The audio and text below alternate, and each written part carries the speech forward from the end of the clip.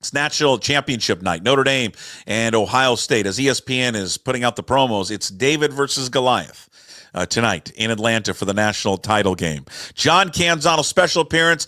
He's with us today to preview the game because he'll be flying tomorrow. So we're going to get him on here for the night of the championship game. And he joins us from Atlanta, Georgia right now. His weekly appearance brought to you by Zeke's Pizza, best selection of pizzas and local Northwest craft beers. Visit Zeke'sPizza.com. I appreciate you making the time. Yeah. Are you writing your lead right now if Notre Dame does pull off the upset that David did slay Goliath? I love that. Is that how they're spinning it? David and Goliath? For David real? versus Goliath. That's like promo running on ESPN. It's more like Goliath versus Goliath's stepfather.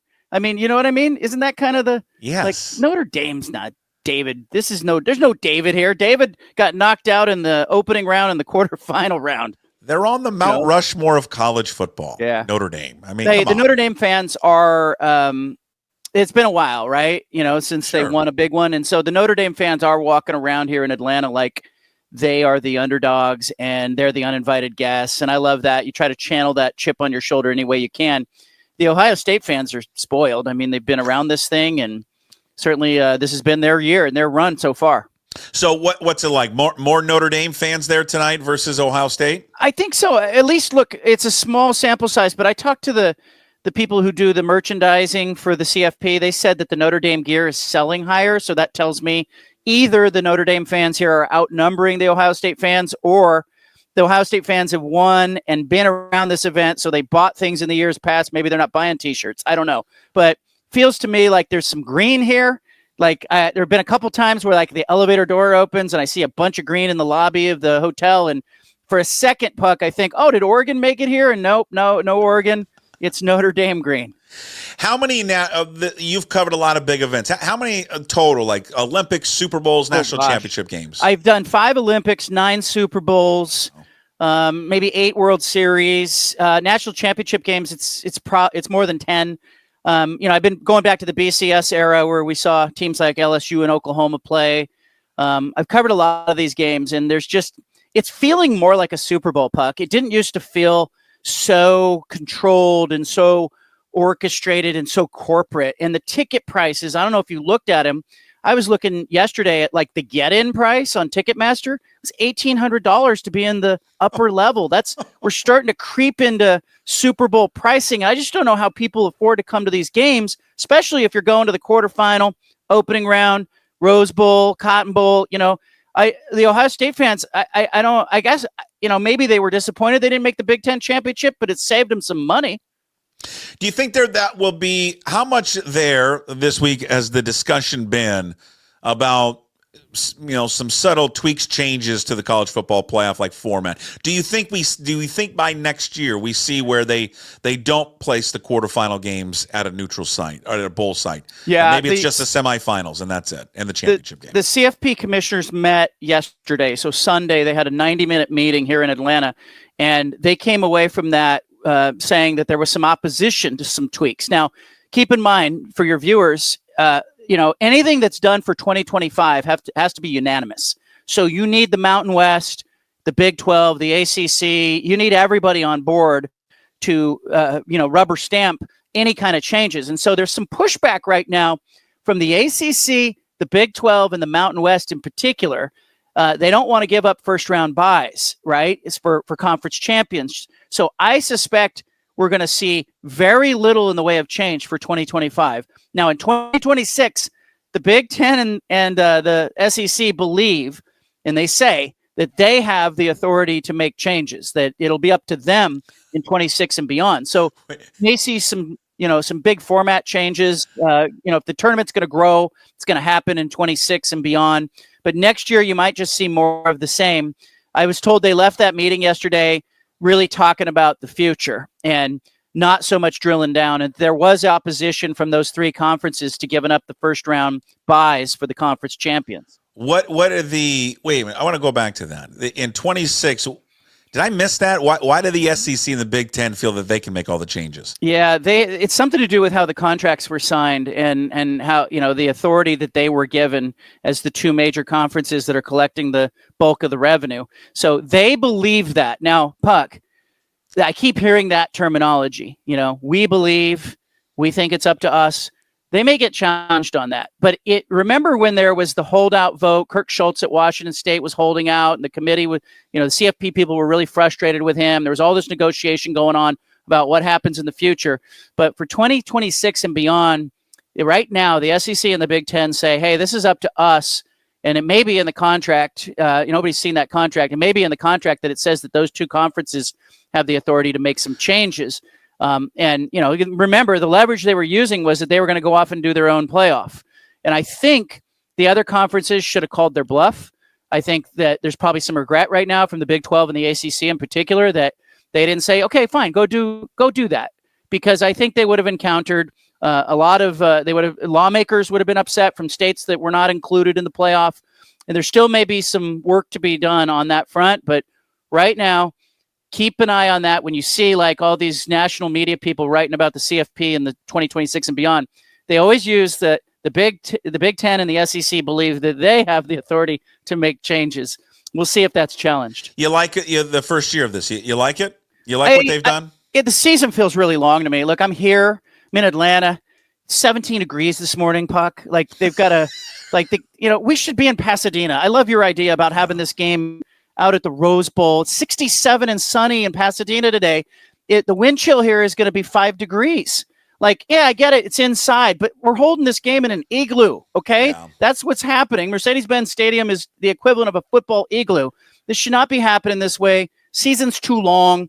The teams that are in the championship game are complaining that, they're going to have a difficult time because they haven't been able to recruit the portal like other teams because they've been busy like game planning and playing games. So, it's really going to create a strange dynamic. I was talking to a couple of the national media writers this morning who were kind of projecting what's going to happen in 2025. And they're saying like, look, Oregon, Ohio State, some of these programs may take a step back because there's going to be more reckoning, leveling of the playing field. And they have been busy game planning. Ohio State's game planning. Everybody else is putting together their roster. So it's just too long. But I like that we got to see Arizona State. We got to see Boise State get in there. It was settled on the field. There's going to be no doubt when someone wins tonight. Whoever wins this game is the tournament champion, and it'll be no doubt like other years. So going back to what you said earlier, does this have more like this week? You've covered a lot of Super Bowls. Have a very Super Bowl feel to it. Are we going to get the long, drawn-out national anthem? Do we have a halftime? I don't even know this. Do we have a halftime show? No, you know what? I haven't looked at that either, but it feels like we're headed there if they're not already, because it's just bigger. They're holding, this thing is bigger. It feels more corporate. The VIP parties, there's a lot of agencies and creatives in the Pacific Northwest that were kind of born from that little petri dish that is Nike and Adidas and Under Armour and Columbia that are out here now, and they're producing all the events. Like all the VIP events are being produced by people from the Pacific Northwest. It's phenomenal. But it also feels like a Super Bowl. These are the kind of event companies that do VIP parties and team parties for the Super Bowl. And so there's just a real, and the cost of it too. It's the cost of tickets. It's, the hotel that I'm staying in. It's a normal hotel room, right? I'm about to leave for the game. This hotel room is, if you could get a room right now, would sell for $967. That's what the hotel told me. They're getting $900 plus a night for a hotel room that's like, should be sold for like $150. Oh my Lord. Did they do like a media row this week? Yeah, they did.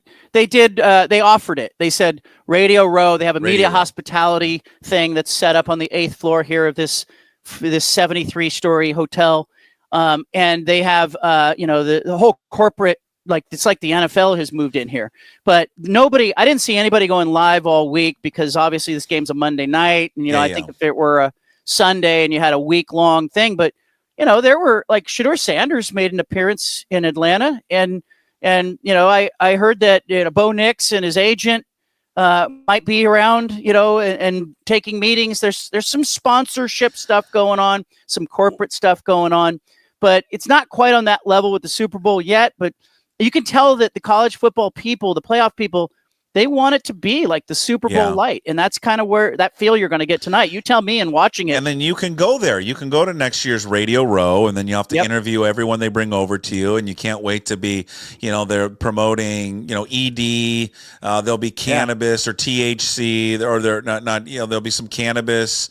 Ricky Williams will be doing interviews, and Urban Meyer will be walking around. Hey, why are you here, Urban? Well, thank you. I'm here for Subway, and then he'll give his little 30-second pitch about, eating a Subway sandwich. Yeah, those are fun. Yeah, those I don't want to do that, but I did notice it was the first time I noticed the CFP had, hey, if you want to do your radio show, it wasn't like you had to ask. We have an area that is dedicated to radio. Okay, who do you like tonight?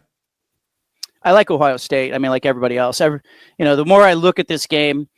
I think Notre Dame, of the 12 teams that made it, I have them as about the third best team in the bracket. And I think Ohio State has already played and beat tougher than Notre Dame. But as we saw with the NFL playoffs, if you turn the ball over, you don't win the game. And so I think Notre Dame's path to winning this game is Notre Dame doesn't turn the ball over. Notre Dame knows who it is. It has an identity. Marcus Freeman, if he's done anything, he has forged an identity for Notre Dame. They don't veer outside that identity. It's kind of cool to watch that you kind of get they're like a guy who walks in the room and they're not overdressed. They're not trying too hard. They know who they are. And so I think, if Notre Dame stays true to that and Ohio State plays a subpar game like it did against Michigan not that long ago, right. I think Ohio State, could lose this game. But I keep seeing it, like Ohio State's defense, if you look at the last 8 or 9 games, since giving up, 30 plus to Oregon at Autzen Stadium, it has been 17, 14, 13, 0, 7, 13, 10. Even in the playoffs, last in the semifinal round, they gave up 14. To Oregon. Oregon got 21 on them, but that was kind of in garbage time. So I think Notre Dame scores 17 or 14 points in this game, Puck. And I think Ohio State will be in the high 20s or low 30s. I had something like 31-17 or 28-14, something like that. That's Ohio State's game. And unless they turn the ball over, that's how it's going to go. You think this is Chip Kelly's last game calling plays for Ohio State? No. Well, I'll give you a caveat. I saw him earlier this week. You had a great interview with him, by the way. Go promote that, because that was a great I love the little dig at Oregon he took. Yeah, go to johncanzano.com. But I only wrote about him, but I wrote about the stuff that he told me when he left UCLA. Like, he was unhappy. He was not working for an AD that he got along with well. There was friction there. He was having to explain why he fed grass-fed beef to his players. He was having to answer questions about the defense. He was having to recruit. He was worried about NIL and the portal. He said this week, he said right here in Atlanta, he said, I don't have to recruit. I have some input on offensive players. He's getting to coach again. You can tell he's happy. He took a dig at Oregon, of course, because Oregon had the 12 men on the field thing. Chip more or less said, hey, look, we sold that message to our players. They needed 12 guys to stop us. See what they do with 11. And he sold that right into the Rose Bowl. And, of course, Ohio State looked fantastic. But Chip looks like he's having fun. I don't think he's going to be eager to go be a head coach again. I'll never say never, because the guy's got ambition. But I think he'll work for Ryan Day for another year or two, unless an NFL job as a coordinator pops up and he can go get to, play Cliff Kingsbury somewhere in the NFL, because I think that's ideally what he wants to do. The money's not important to him. He's made more money than he'll ever spend. He's not a good dresser. He doesn't, he's got everything he needs. So, I think Chip stays as a coordinator, and unless a sweetheart job in the NFL opens up as a coordinator, I think he stays with Ryan Day for one more year. What do you make of this story that's developing in college football? And there's just something like this, it feels like every day, with Wisconsin and Miami right now. For those who don't know, just a quick cliff notes on this one. There's a defensive back for Wisconsin. His name is Xavier Lucas. He has signed a revenue share deal with Wisconsin to play football there. But then after signing that, he went into the portal and transferred to Miami. Wisconsin is claiming they have evidence that Miami tampered with him, even though he had signed the contract, and they will take legal action. The Big Ten is jumping on board as well. What are the tentacles of this, and what do you think the outcome happens here?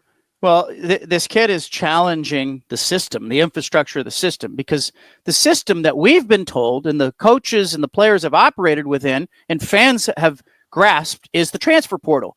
That if you want to go somewhere, you go into the portal, then you transfer somewhere else.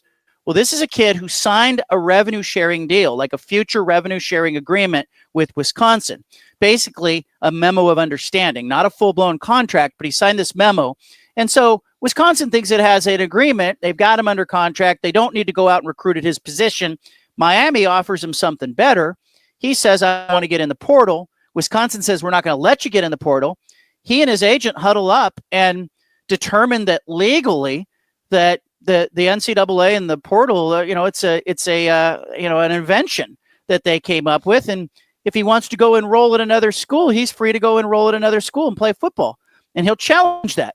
Now, the NCAA came out and gave a statement to Yahoo Sports in the last 72 hours, and they said he's free to go enroll somewhere. And I was like, whoa, like what? So they don't need the portal anymore is what they said.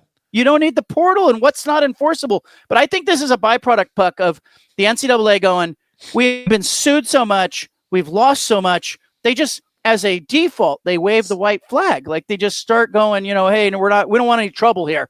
You guys go figure this out. And I think what they're going to do is they're going to leave it to Wisconsin to go after the kid, maybe in a civil way and say, hey, you signed a deal with us. You backed out of it. You hosed us. We have damages. We want our money back, or we want, damages. And there's the potential here for the NCAA to come in against Miami if they can show there's tampering. But let's be real. There's tampering going on everywhere. Like Jake Dickert, call him as witness one. And we can talk about tampering, but everybody's recruiting everybody's roster. So it's really alarming to me, and people are watching it going, okay, here comes the next thing. And it's another example of how toothless the NCAA is, because what they should be doing is saying, hey, we have a system, you got to play within it. But they're not doing that here, Puck. So what this opens the door for is, like, during the season, you could play like 5 games for a team. I don't like my role, or someone just offered me $1 million to finish out the season at a school. In theory, if he's allowed to do this, John, could you just see where someone could up and quit during the season and then go and join a team the next week? The NCAA has said to this point that you can only play for one school in a given academic school year, university school year. So, but what stops somebody from challenging that? Maybe that's the last hill that they're standing on. But I think where it's headed, Puck, is, even here in Atlanta, there were a group of athletes that met. They're talking about unionizing. I think it's headed towards the players forming a union and the colleges going, hey, we'll bargain with you because we can't do what the system is unsustainable, what's going on. And really what the byproduct of that is really going to, it'll help major college football get some guardrails. A lot of us will be more comfortable with what's going on because it'll mirror the NFL. There'll be a salary cap. It'll be determined, can NIL plus revenue sharing be counted together? Should they cap that? There'll be some guardrails put on how often you can transfer maybe and how you can do that. But the losers are going to be the lower division, the FCS schools, who, when the athletes are allowed to unionize and say, hey, we want to be paid as employees, the Big Sky Conference teams are not going to be able to pay all of their athletes in every sport as a minimum, even at minimum wage. And so I think it's going to threaten lower level football, as athletes try to organize, unless there can be some exceptions made there. So the other news that came out, while you're down there, so with this revenue sharing, that if approved, I think it's in April by the judge, most people think it will be approved, their schools are going to have $20.5 million to spend. But then the NCAA comes out with this little caveat, I guess, and says, yeah, but you have to adhere to Title IX. Most schools have said, hey, this $20.5 million, we're spending like 85% of it is going to football. Like, we're going to spend it all on football. But now they're like, well, you can't do that. Well, so what happens now with this revenue share of $20.5 million? They will have to spend it evenly across all boards, even though it's just really football and I guess men's basketball that is really bringing in the revenue, but they have to share it equally, or they're in violation of Title IX? Yeah, it was the U.S. Department of Education that came out and made the first statement and said, hey, we expect Title IX to apply to NIL and to apply to revenue sharing. And the schools kind of are going, that's not what we have in mind. Like, we don't want to. But the case that people need to keep an eye on is there's a class action lawsuit in the state of Oregon that 32 female athletes at the University of Oregon are suing that university for Title IX violation. They're saying that Division Street does not give women on campus who play sports the same NIL opportunities as men. That case, everyone is pointing to it across the country and saying that's the case that's going to set the precedent for whether or not Title IX applies to NIL and revenue sharing. It's mostly beach volleyball players. There are some club sports athletes that have joined it. It's 32 athletes. I talked to the attorney, this guy named Arthur Bryant, who is the attorney on this case. He specializes in Title IX. He's a killer in that space. He knows what he's doing. He told me, he said, look, women on campus at Oregon, 49% of the athletes are women. He said that the recruiting, 15% of the recruiting budget is spent on women on that campus. And he says they want access to Division Street's communications with Oregon. They want NIL to apply to women. And of course, they're in a standoff with Oregon. So that case is moving through the system. I think what's going to happen is these schools, when it starts, are going to violate Title IX and go, hey, we're going to pay 87% of our money to football and basketball until somebody tells us otherwise or threatens to take away our federal funding. And I think they're going to wait for that case, Puck, because everybody's pointing at it. Everybody's looking at it. It keeps coming up.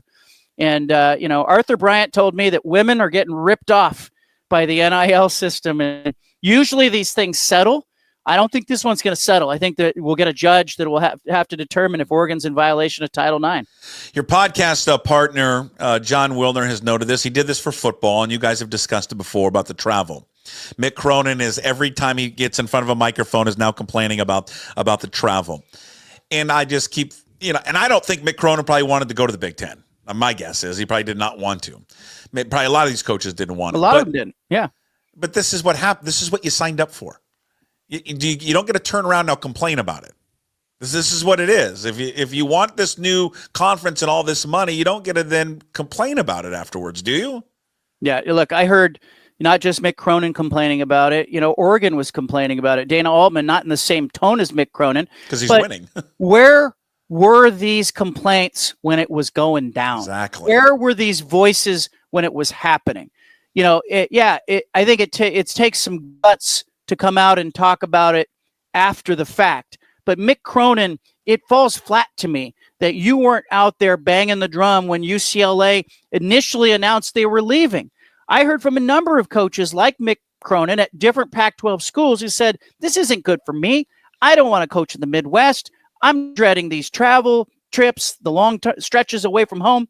You had Oregon. I had, obviously, they were on the road for the same amount of time as Mick Cronin. And so Nate Biddle, their big guy, he told me that he missed his entire first week of classes for the term. He hadn't been to class yet as of, until Thursday of last week. And they started the term like a week earlier. So he said, hey, we've been in the Midwest this whole time. And of course, they're using tutors and they're doing virtual stuff and whatever. But none of this is good. It doesn't make any sense. Chip Kelly was right in the beginning when he said that football should just separate. Eventually it gets there, but we're going to spend, 5, 6, 8 years now until they get that all figured out, 10 years until they get that figured out, listening to people like Mick Cronin bellyache when he should have been banging his shoe on the table when UCLA announced they were leaving. Yeah. Bill Walton rolling in his grave right now going, Mick, what did you think? You were going to get all home games? Yeah, it's sorry. I mean, they weren't going to take care of you. There's 4 of you. This is the new reality for you guys. Yeah. But just deal with it. I mean, everyone said it at the time. This is not going to be good for the athletes at these schools. It's going to be miserable. Now they're going through it and they're finding out. You tweeted this, and I think you're right. I'm looking forward to the WCC basketball tournament. This is going to be nuts. I don't know who's going to win it, and we're on the cusp of something happening, John, in the WCC that hasn't happened since 2012, where Gonzaga doesn't win the conference. Yeah, I'm looking at it. Gonzaga, goes to Oregon State and loses. Great game. Rush the court. It was awesome. Good win for Oregon State. Yeah. But then Oregon State watches them go home and lose to Santa Clara the very next time out. That WCC tournament is built for the 1 and the 2 seed. When you look at that bracket, and I encourage your viewers to kind of take a look at the WCC bracket, it's got a double bye system.